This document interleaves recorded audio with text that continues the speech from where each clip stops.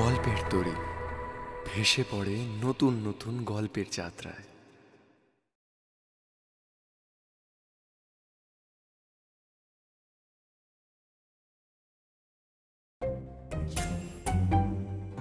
নমস্কার বন্ধুরা, গল্পের তরীতে আপনাকে স্বাগত।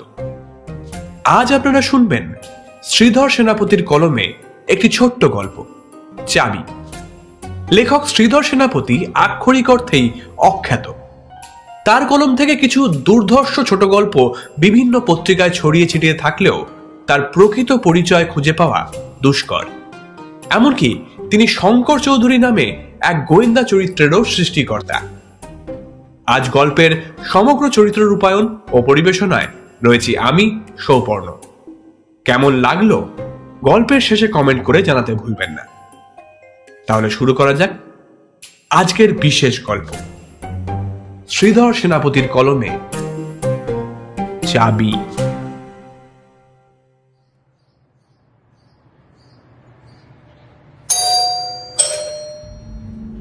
কলিং বেলের আওয়াজ হচ্ছে ঘন ঘন। একবার, দুবার, তিনবার, চারবার, এবার খুট করে একটা আওয়াজ হলো। দরজার কি হলে চাবি ঘোরানোর শব্দ। দরজা খুলে গেল। 1 সেকেন্ডের জন্য বিরতি। ঘরের মধ্যে এসে দাঁড়ালো একজন। দরজা ফের বন্ধ হয়ে গেল। ফের চাবি ঘুরল।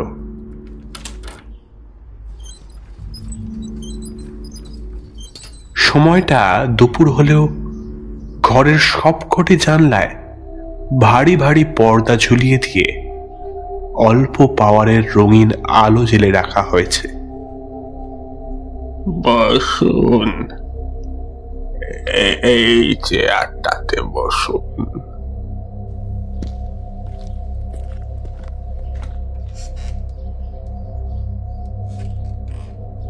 আগন্তুক চেয়ারে বসে গৃহস্বামীর দিকে তাকিয়ে রইল। তিনি একখানা হুইল চেয়ারে বসে। বয়স 60-এর ওপর। গায়ের রং সাহেবদের মতো। মাথার সব চুল, চোখের ভুরু সমস্ত সাদা হয়ে গেছে। দুটো পাই হাঁটুর কাছ থেকে নেই। আমাদের কাছে আপনার নাতির সাংঘাতিক নাম ছিল ডট। ইন্ডিয়ার পারমাণবিক গবেষণা কেন্দ্র সম্পর্কে কিছু গোপন কাগজপত্র আর নকশা আমাকে দেবার জন্য তার হাতে জমা ছিল। আমার মনে হয় আপনার এই ফ্ল্যাটের মধ্যেই সেগুলো রয়েছে। ডট তো আমাকে এই সময় এখানেই দেখা করতে বলেছিল, কিন্তু ঘন্টাখানেক আগে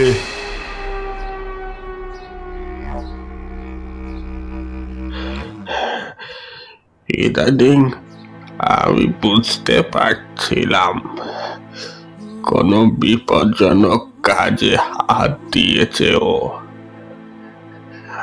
আপনি বলুন, আপনি বলুন কি হয়েছে ওর। সব রকম খবর শোনবার জন্য আমি আমার মনটাকে তৈরি করেই রেখেছি।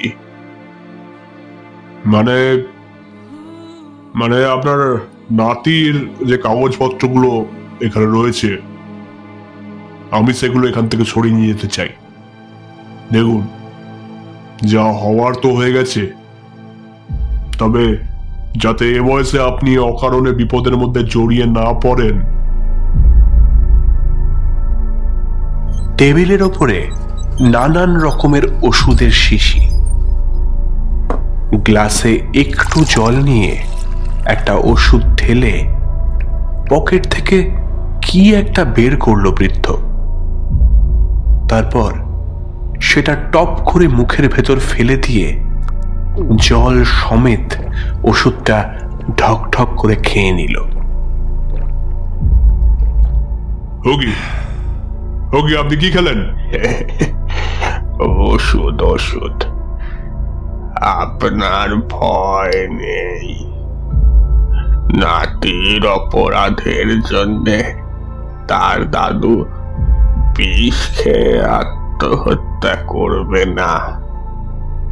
যদি 1 ঘন্টা আগে অপঘাতে তার মৃত্যু হয়ে থাকে, তাহলে তো তার অপরাধের শাস্তি সে পেয়েই গেছে। আচ্ছা, তার দরকারি কাগজপত্র সে ফ্ল্যাটে কোথায় রাখতো আপনি কি জানেন? না, জানা দরকার মনেই করিনি। আমাকে তাহলে একটু তল্লাশি করতে হবে। তবে খবরদার কাকাবাবু, এই ফাঁকে আপনি কিন্তু টেলিফোন ছোবেন না, অথবা কোনো রকম চিৎকারও করবেন না। সবই ইউজলেস। মানে? আগন্তুকের হাতে একটা পিস্তল দেখা গেল। হ্যাঁ, ইউজলেস। কাছাকাছি এক জায়গায় কি উপলক্ষে যেন সব মাইক বাজানো হচ্ছে।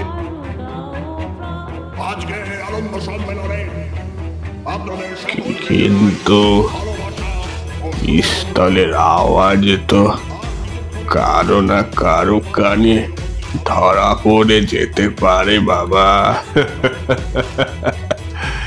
এই ফ্ল্যাট বাড়ির প্রায় গা ঘেঁষে রয়েছে একটা রেলওয়ে ব্রিজ, সেখান দিয়ে ট্রেনের হরদম যাওয়া আসা। এই তো আমি এখানে ঢোকার আগেই একখানা ট্রেন ঝমঝম করে বেরিয়ে গেল। পিস্তলের আওয়াজ চাপা পড়ে যাবে কাকাবাবু।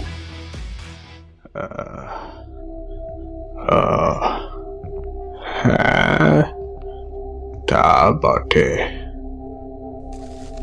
তবে জানেন, ছোড়াটার এই পরিণতির কথা আমি তার হাতের রেখা দেখে আগেই বলে দিয়েছিলুম।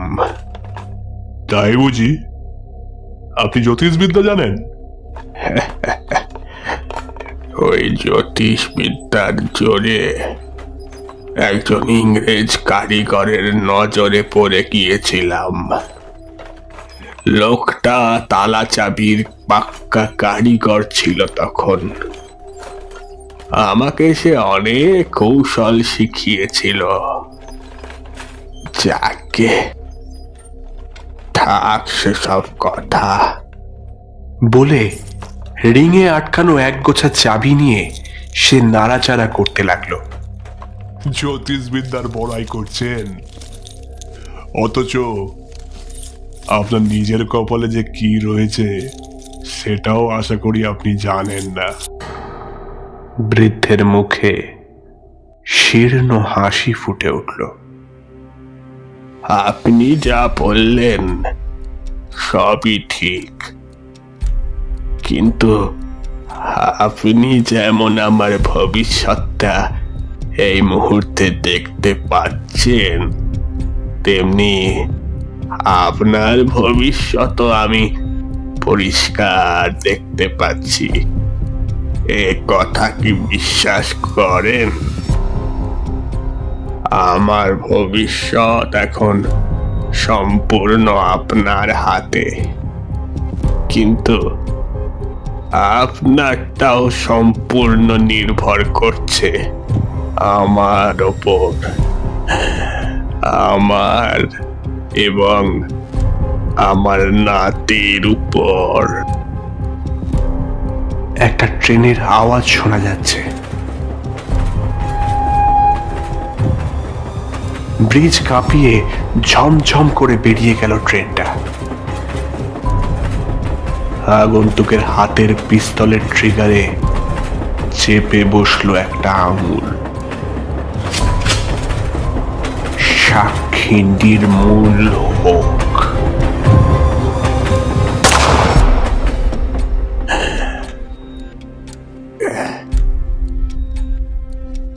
দশ মিনিটের মধ্যে সে ঘর থেকে বেরিয়ে যাওয়ার জন্য তৈরি। ডেস্কের ড্রয়ার থেকে সব কাগজ আর নকশাই পাওয়া গেছে। হাতের ব্যাগে সেগুলোকে ভরে নিয়ে সে তাড়াতাড়ি ঘরের ভেতর থেকে দরজার হাতল ঘোরাতে চাইল, কিন্তু ঘুরল না। হাতলের পাশে একটা ছোট্ট সরু ছেঁদা, চাবি ঢোকানোর ঘর। চাবিটা টেবিলের ওপরে পড়ে রয়েছে রিঙে আটা এক গোছা চাবি, যা নিয়ে বুড়ো নাড়াচাড়া করছিল একটু আগে। কোন চাবিটাই দরজায় লাগবে সে হাতড়াতে লাগলো।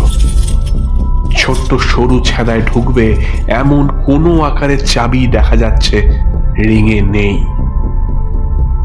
চাবি চাবি বৃদ্ধ নিজে মুখে বলেছিল তালা চাবির অনেক কৌশল তাকে শিখিয়েছিল এক ওস্তাদ সাহেব। লোকটা তালা চাবির পাক্কা কারিগর ছিল তখন। আমাকে সে অনেক কৌশল শিখিয়েছিল। মনে মনে ভয়ানক ছটফট করতে করতে সে হাতের ব্যাগ নামিয়ে রেখে চাবির সন্ধানে টেবিল, ড্রয়ার, বৃদ্ধের জামা, হুইল চেয়ার সমস্ত কিছু হাতড়াতে লাগলো। চাবিটা কোথায় গেল? এক সময় ওষুধের শিশিগুলোর দিকে তাকিয়ে ভয়ে হিম হয়ে গেল তার শরীরটা। একটু আগে একটা ওষুধ খেয়েছিল বৃদ্ধ। সেই সময় পকেট থেকে কি একটা জিনিস বের করে মুখে ফেলে দিয়েছিল। কি জিনিস ছিল সেটা? কোনো ওষুধের বড়ি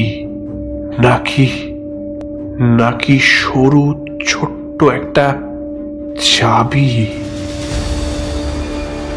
ভয়াবহ চিন্তাটার সঙ্গে সঙ্গে বৃদ্ধের কথার প্রতিধ্বনি কানে বাজতে লাগলো তার।